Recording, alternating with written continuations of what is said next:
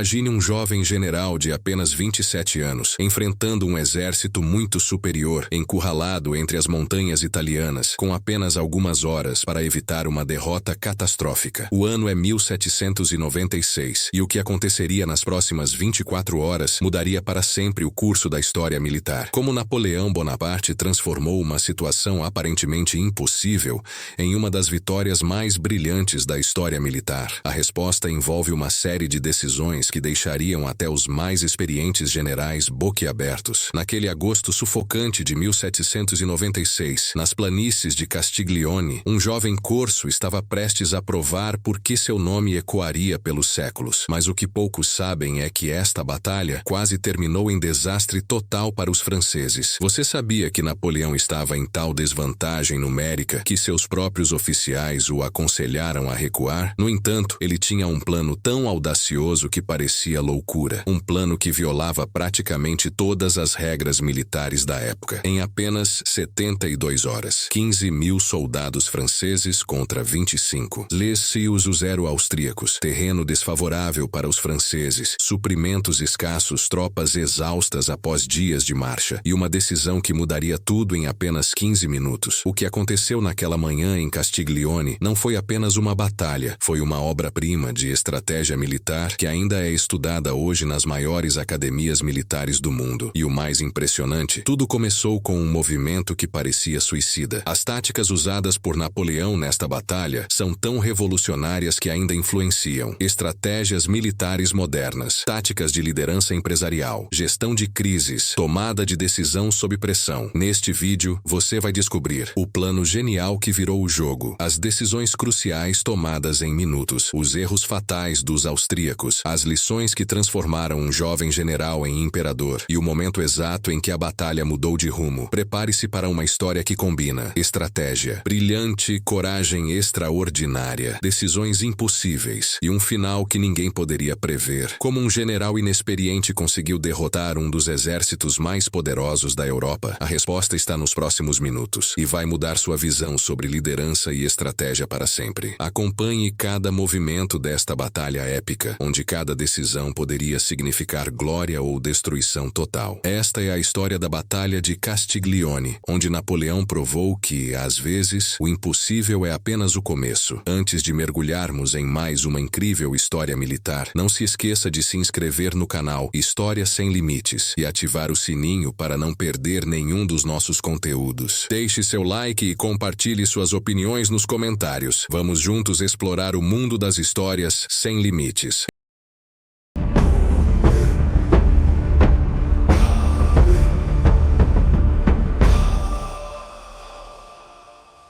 Em maio de 1796, as guerras revolucionárias francesas já estavam em seu 5º ano, trazendo caos e transformações por toda a Europa. Em uma frente frequentemente considerada secundária, um jovem general da República, chamado Napoleão Bonaparte, iniciou uma campanha audaciosa no norte da Itália. Ele rapidamente derrotou o reino de Piemonte e Sardenha e empurrou os austríacos para fora da Lombardia, garantindo vitórias impressionantes para a França. Apesar disso, 2.000 soldados austríacos permaneceram cercados na cidadela de Milão, incapazes de impedir a entrada triunfal de Napoleão na cidade em 15 de maio. Agora, instalado no luxuoso Palazzo Serbelloni, o general francês emite decretos em nome do Diretório em Paris, enquanto suas tropas desfrutam de alguns dias de descanso. A Lombardia começa a ser reorganizada como um estado cliente francês, a República Lombarda, com reformas políticas e econômicas que desmantelam a velha ordem austríaca para a alegria de intelectuais italianos em cidades como Milão. Contudo, as demandas francesas por 20 milhões de francos para financiar a guerra, somadas às requisições de alimentos, cavalos e outros suprimentos, criam tensões crescentes. O que mais inflama os ânimos são os ataques à propriedade e à dignidade da Igreja Católica, que enfurecem tanto os príncipes quanto os camponeses italianos, oferecendo combustível para a propaganda antifrancesa. Em 23 de maio, enquanto os soldados de Napoleão se preparam para perseguir perseguir os austríacos, uma revolta explode em Pavia. No dia seguinte, distúrbios se espalham por Milão. Napoleão retorna às pressas para restaurar a ordem, o que consegue com rapidez. Mas no caminho para Pavia, ele enfrenta uma resistência feroz. Em Binasco, cerca de 1000 rebeldes se levantam. Os granadeiros do coronel Lannes respondem com força brutal, matando 100 insurgentes e incendiando o vilarejo. Um exemplo terrível, mas eficaz, escreve Napoleão, selando sua reputação como um líder implacável. No dia seguinte, Pavia é retomada com pouca resistência. Líderes rebeldes, incluindo príncipes locais, são presos ou executados. Para garantir a submissão da população, reféns são tirados de famílias influentes, obrigando-as a colaborar. Com a situação sob controle, Napoleão retoma seu avanço para o leste, organizando seu exército em 4 divisões lideradas por generais experientes, incluindo a guarda avançada de Augereau. O exército austríaco, determinado a resistir, mantém sua posição ao longo do rio Mincio, com o lago de Garda à direita e a imponente fortaleza de Mantua à esquerda. Esta última, juntamente com as fortalezas de Peschiera, Verona e Legnago, forma o famoso quadrilátero, um sistema de defesa que consolidava o domínio austríaco no norte da Itália. No entanto, o comandante austríaco Beaulieu, incapaz de prever os movimentos rápidos e estratégicos de Napoleão, comete um erro fatal. Espalha suas tropas para defender múltiplos possíveis pontos de travessia, enquanto é distraído por manobras falsas no lago de Garda. Na realidade, Napoleão havia decidido atravessar o rio Mincio em Borghetto. Quando a guarda avançada chega ao local, encontra a ponte defendida apenas por uma pequena força austríaca e milicianos locais. A resistência é rapidamente esmagada, mas um contra-ataque inesperado quase compromete a posição de Napoleão. Em meio ao caos, o general é forçado a fugir por uma rota perigosa, supostamente escapando pelas paredes de uma casa, usando apenas uma camisa para evitar ser capturado pelos hussardos inimigos. Esse evento dramático marca um ponto decisivo. Napoleão ordena a formação de uma unidade de elite para sua proteção pessoal, a Compagnie de Guide à Cheval, liderada por um jovem oficial chamado Jean-Baptiste Bessières. Esta unidade evoluirá mais tarde para os célebres chasseurs à cheval da Guarda Imperial, um símbolo do poder do futuro imperador. Surpreendido pela travessia em Borghetto, Beaulieu se retira para uma nova linha defensiva no Vale do Adige. Contudo, em Mantua, ele reforça a guarnição local, deixando soldados bem abastecidos e preparados para resistir a um cerco por pelo menos 2 meses, estabelecendo um novo obstáculo para o avanço francês. Napoleão enfrenta um desafio monumental. Mantua, a cidade-fortaleza, permanece intransponível, cercada por um vasto lago em 3 lados e protegida por pântanos traiçoeiros no quarto. Suas antigas muralhas parecem invencíveis, o lugar mais incômodo de toda a Itália, lamenta o diretório francês. No entanto, o maior obstáculo de Napoleão não é o terreno, mas a falta de artilharia. A maior parte de seus canhões ainda está em Milão, bombardeando os austríacos entrincheirados na cidadela. Outras armas, que deveriam chegar por mar, foram interceptadas por navios britânicos sob o comando de um certo Comodoro Horatio Nelson, complicando ainda mais a situação. Desde abril, Napoleão já lançou 3 ofensivas implacáveis, marchou mais de 320 quilômetros e conquistou 10 batalhas. Porém, agora, diante dos portões de Mantua, ele é forçado a pausar enquanto as exigências sobre suas tropas exauridas aumentam. Ele precisa manter o cerco, mesmo sem artilharia adequada, proteger as linhas de comunicação até a França e conter qualquer sinal de revolta na Lombardia. Como se isso não bastasse, os austríacos estão se reorganizando, reforçados por tropas vindas da Alemanha, e logo estarão prontos para contra-atacar. E os problemas não param por aí. O diretório francês ordena que Napoleão lance uma expedição ao sul da Itália. Eles exigem que ele ameace ocupações militares, a menos que os estados do sul entreguem grandes somas para financiar o esforço de guerra francês. Napoleão reage com veemência, alertando que tal campanha resultará em doenças, mortes e um desastre inevitável. Felizmente, a diplomacia alivia parte de sua carga. Um ultimato severo convence Nápoles a assinar um armistício, poupando Napoleão de uma longa marcha ao sul. Em vez disso, suas tropas varrem o Ducado de Módena, os estados pontifícios e o Grão-Ducado da Toscana, arrecadando impressionantes 40 milhões de francos em tributos de estados fracos demais para resistir. Napoleão faz uma pausa estratégica em Florença, onde janta com o Grande-Duque antes de retornar a Milão. Lá, ele se encontra com sua esposa, Josefine, que chega discretamente de Paris, acompanhada de sua nova amante. Contudo, Contudo, Napoleão não se permite descansar por muito tempo na cidade. A situação exige sua atenção imediata. Finalmente, a fortaleza de Mantua cai, liberando mais de 150 armas pesadas e permitindo que suas tropas avancem. Agora, ele pode focar seus esforços no cerco definitivo de Mantua. Não há tempo a perder. No Tirol, o exército austríaco, reforçado por novas tropas, começa a se reorganizar sob um novo comandante. Berlioz já se foi, e agora o veterano de 72 anos, Conde von Wormser, assume o comando. Um homem de coragem incansável e vigor surpreendente para sua idade, ele está determinado a vingar as derrotas austríacas na Itália e reconquistar o território perdido. Desde a travessia do rio Mincho, Napoleão reestruturou suas forças. A divisão do general Massena se posiciona perto de Rivoli, vigiando a estrada para o Tirol, enquanto duas de suas brigadas, sob o comando do general Sorey, estão em Salo, protegendo o flanco oeste do Lago de Garda. A divisão do general